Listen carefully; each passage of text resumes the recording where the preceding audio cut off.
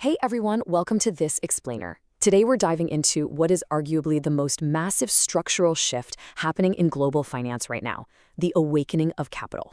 We're going to map out the explosive growth of tokenization and, specifically, look at why Solana is rapidly emerging as the dominant layer for this entire financial revolution.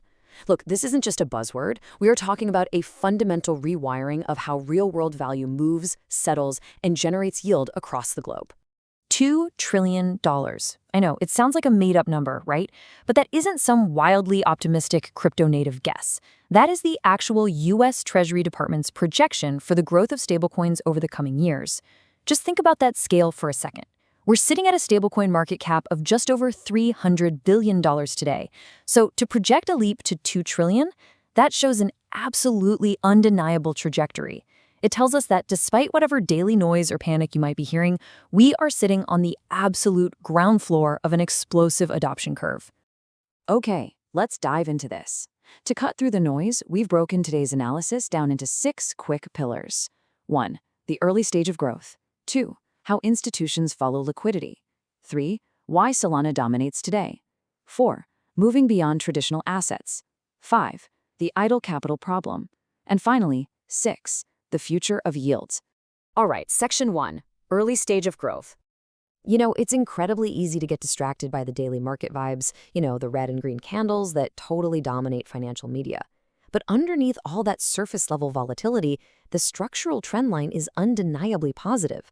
We are fundamentally in the early innings here. On one side, you've got stablecoins acting as the proven liquidity base, sitting at over $300 billion today and racing toward that $2 trillion mark.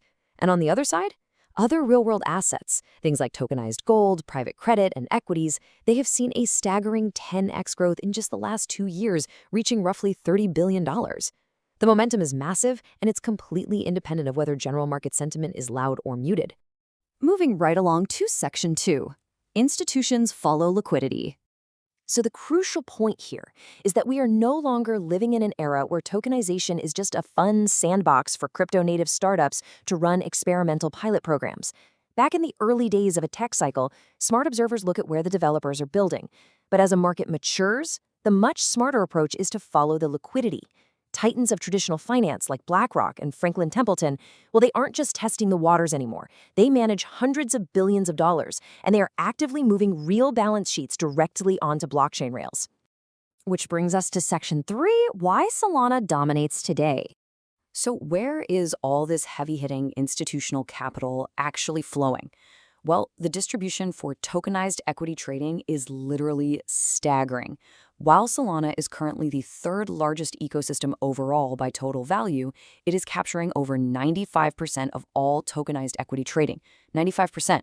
When you have a sector expanding this rapidly, the growth rate and the velocity of adoption matter far more than a static snapshot of today's total value. Solana isn't just running in the race, they are capturing the absolute lion's share of active, high-velocity trading for real-world equities. Let's break down exactly why this is happening. Solana is the fastest-growing tokenization ecosystem right now because, honestly, it solves the core needs of institutional capital. They absolutely own the equity trading space because their infrastructure offers global accessibility and, most crucially, instant settlement. Think about it. When you are a massive financial institution, the ability to settle trades instantly on a permissionless global infrastructure, that fundamentally changes your capital efficiency. It drastically reduces counterparty risk and frees up your balance sheets. But there is another hidden engine driving this growth, and it is fascinating. 58%. Right now, approximately 58% of total traffic across major networks is actually being driven by AI agents. We're witnessing this massive silent wave of automation. These agents are constantly interacting with smart contracts, executing trades, and managing decentralized finance portfolios 24/7. This automation wave is compounding the network effects on highly performant chains, which accelerates the velocity of tokenized assets even further. All right, section 4, beyond traditional assets. Now, what's really interesting about this slide is the sheer breadth of what is becoming liquid. If you think tokenization is just about putting boring old stocks and bonds on a blockchain, think again. We are seeing incredibly exotic, real-world assets come on-chain.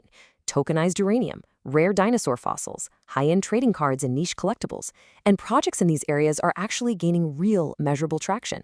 What this proves is that literally any physical asset suffering from low liquidity, difficult storage, or complex verification, because let's face it, keeping a T-Rex skull or radioactive material in your garage is a bit tough, can be radically transformed by tokenization. Let's pivot to Section 5, the idle capital problem. Because look, the system isn't perfect yet, and this is the major bottleneck holding the entire ecosystem back. There's a massive gap in the market. Right now, only 11% of tokenized value is actively used in decentralized finance. A staggering 78% functions merely as off-chain wrappers. So what does that actually mean? It means they are effectively static digital receipts for assets that ultimately still settle off-chain in traditional, slow banking systems. They're sitting on the blockchain, sure, but they are entirely dormant.